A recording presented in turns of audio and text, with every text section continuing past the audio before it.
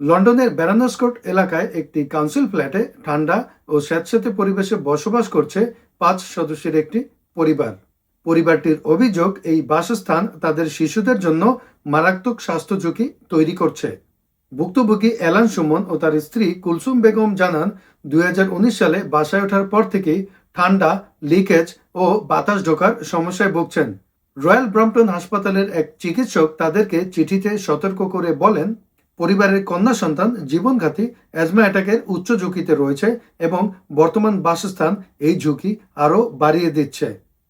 School কর্তৃপক্ষ পরিবারটিকে দ্রুত পুনর্বাসনের দাবি জানিয়েছে।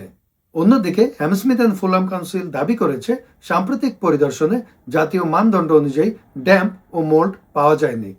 তবে তারা শিশুদের কল্যাণ নিয়ে উদ্বেগ প্রকাশ করে প্রয়োজন অনুযায়ী মেরামতের আশ্বাস দিয়েছে। পরিবারটি এখন দ্রুত পুনর্বাসনের দাবি জানাচ্ছে, অন্যথায় যে কোনো সময় ভয়াবহ কিছু ঘটতে পারে বলে আশঙ্কা তাদের। Hasan Mahdi, nation TV, London.